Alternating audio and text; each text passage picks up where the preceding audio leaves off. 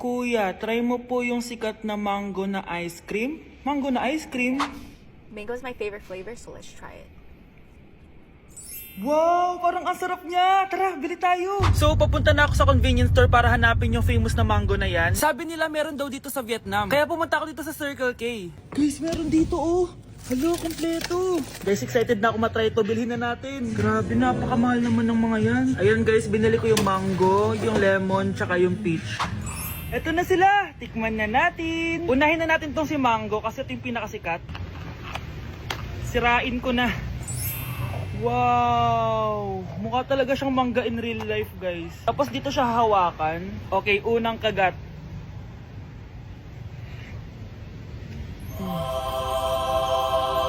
Ang sarap niya.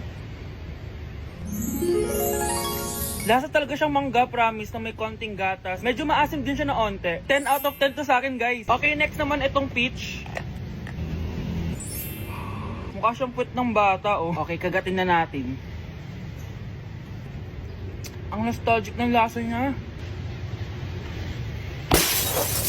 Nangingilo ako guys, sobrang lamig. Pero ang sarap niya, hindi siya sobrang asim, hindi rin siya sobrang tamis. Like, sobrang sakto lang talaga. For me, 9.5 out of 10 to. Okay, last, etong lemon. Wow, mukha talaga siyang lemon, no? Okay, unang kagat. Ba't parang wala siyang lasa? Tapos, hindi rin siya lasang lemon. Parang ice cream na wala lasang wala. Wala akong nalalasahan. Alam ba kami sakit na ako. 2 out of 10 lang to sa akin kasi hindi niya ako na-satisfy. For me, masarap naman sila kaya itry nyo guys. At kung may gusto pa kayo ipatry sa akin, itatry natin yan. So comment lang kayo guys. Bye! Di na ako natutuwa sa inyo, ha? Number 3, ano ang pinupuntahan sa Bohol? Ma'am, Yes, ka. nasa 200 pesos to eh. Resort, ma'am? Anong resort, ha? Chocolate Hills yun! Umayos na kayo, ha? Ano ang pambansang pagkain? Ano yung pambansang pagka... Ah, ma'am, favorite ko yan. Sige, Samantha. Napaka-basic naman neto. Tanghulo, ma'am. Pinaglolo ko na ba ako dito, ha? Puro kasi kayo TikTok. Adik na kayo. Ang sarap kaya nun, ma'am. Try nyo kaya. Ang pambansang pagkain natin ay adobo, hindi tanghulo. Gawin kitang tanghuli dyan, eh. Okay, kakalma na ako, ha? Ang makakasagot neto, perfect na sa exam. Ano ang pambansang laro natin? Pag nasagot ko to, mas mataas na yung score ko kay Samantha. Ma'am, Scarlett, umayos ka na, ha? Sige. Ang pambansang laro natin ay 8-ball pool. Anong 8-ball pool? Ornis yun! Perfect ka na sa akin! Perfect 0! Mali ka, ma'am. Halos lahat ng kakilala ko dito naggaganon. Yun yung pambansang laro natin. Oo, desisyon ako. Ayoko na! Magre-resign na ako! Nilapitan ko hanggang sa may diwata na pagdinit ko. Nalasing kagabi, ang galing katabi. Hoy! Kayo dalawa! Ano ginagawa nyo, ha? Ba't may pakis? Ah, ma'am, ito po kasi usong step ngayon yung may pakis sa chicks. Ayan! Sinasabi ko na nga ba? Puro na naman kayo TikTok!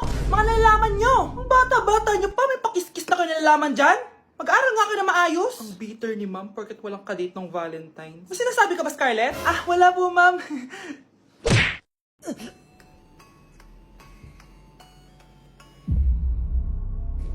Isa ka na din katulad ko, anak. Anong ginawa mo sa akin, Nay? Kakaiba yung nararamdaman ko. Gusto mo malaman ang totoo, di ba? Isa akong diwata mula sa mundo ng Encantasia. Ha? At isa sa kapangyarihan ko ay ang manipulahin ang picture na nasa cellphone mo. Bakit di mo lang sinabi sa akin, Nay? Dahil ngayon ang tamang panahon, anak. At nasa katawan mo na ang kapangyarihan na para sa'yo. Pero, paano ko malalaman kung ano yung kapangyarihan ko? Ikaw ang tutuklas niyan, anak. Ano kaya magiging kapangyarihan ko? Baka nagiging invisible ako.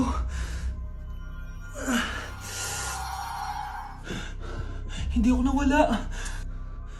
Baka kaya ko magpalutang ng gamit.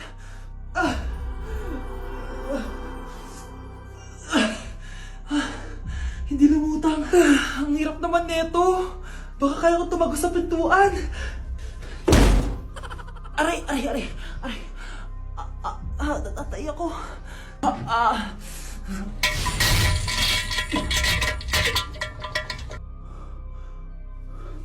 Ano yun?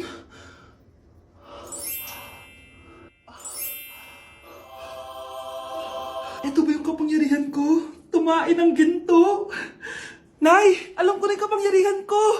Tumatay ako ng ginto. Anak, uminom ka na maraming pampatae para yumaman na tayo. Talino mo talaga, Nay. Huwag niyo ko ikulong! Hindi ako scammer! Itigil niyo na yan! Hindi si nanay ang scammer. Pero nasa bahay na to, ang totoong scammer. Hoy bata, huwag kang mangialam. Wala ka namang ebidensya. Pero nay, alam ko hindi ko yung scammer. Tara na, sumama ka na sa akin. Mga anak, aayusin ko to ha? Babalik din ako, okay?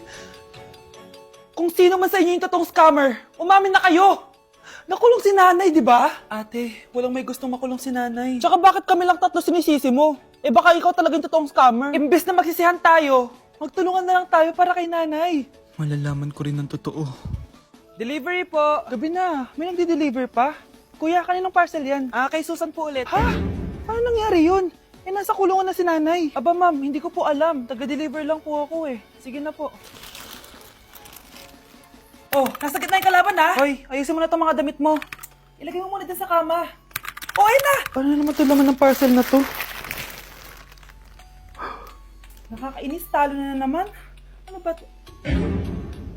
Ba't nandito to? Ito ba yung galing sa scam? Sabi ko na nga ba, ikaw yung scammer! Ate, hindi ako yung scammer. May parcel na dumating at nakapangalan kay nanay. Di ba pang computer to? Eh, ikaw lang naman mahilig mag-computer dito eh. Ano na namang scam ang ginawa mo? Pasalamat ka, minor de edad ka pa. Bawal ka pa makulong. Pasensya na sa ginawa ng anak ko.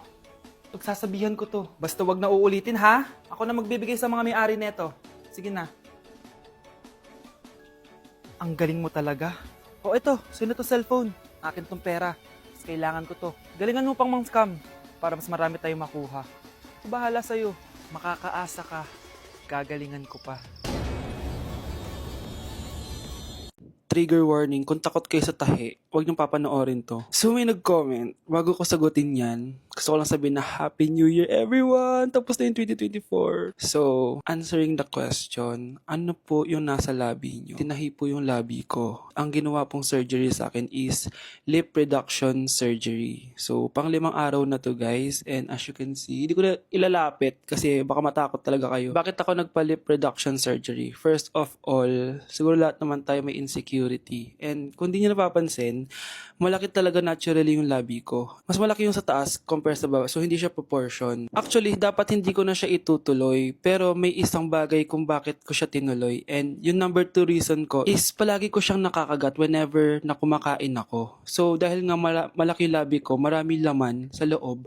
So, kapag ngumunguya ako, nakakain ko siya. Ang tendency, hindi nawawala yung singaw ko. And lumalaki yung singaw ko kasi palagi ko siyang nakakagat. Imagine, hindi lang isa, hindi lang dalawa ko siya beses nakakagat, kundi siguro mga 5. Ganun kalala. So, dugong-dugo talaga. Kaya tinuloy ko na rin siya para finally mabawasan na yung laman niya sa loob at sana hindi ko na siya makagat in the future. Pero syempre, para mas maging confident na rin ako sa mga pictures. Kung nagtataka kayo kung bakit after Pasko or December 26 ako nagpa-surgery, is yun yung earliest na appointment na pwede yung doctor ko. And yun na yung ginrab ko since kailangan kong gumaling before ako bumalik sa school. Kasi di naman ako pwedeng bumalik sa school na nang ganito yung sitwasyon ng bibig ko. Paano ako magre-report, diba? Ito na ata yung sinasabi nilang New Year, New Me. So yun lang naman guys. Again, Happy New Year. Wishing you all the best in 2025. Babalik na ako sa content ko. Promise, pag gumaling na talaga to. Bye-bye. Nilapitan ko hanggang sa may diwata na bagdinat ko nalasing. Aray! Disturb. Di ako yun ah. Wala na nga akong kapartner. Mambabato pa kayo. Hi. Ako, pwede mo ako maging partner. Tony? Totoo ba to? Matagal ko na siyang crush. Tumabi ka nga sa banta. Panira ka sa view. Hi, Jessica. Hi. TikTok tayo, Jessica. Ako yung partner mo. Ako? Sure, sige. Nilapitan ko hanggang sa may diwata na bagdinat ko nalasing. Ayoko na mabuhay! Ang galing katabi. Wow, Edward! Ang ganda naman ng bahay mo. Simula ngayon, Scarlett. Dito ka natitira, ha? Masanay ka na. Matanong ko lang, bakit pala gusto mo akong panagutan. Eh, di ba, iniwan mo na ako? Scarlett, hindi naman talaga kita iniwan. Alam mong, kinailangan ko lang sumama ng matagal sa ibang bansa. Kasama yung mga magulang ko. Ang importante, nandito na ako, Scarlett.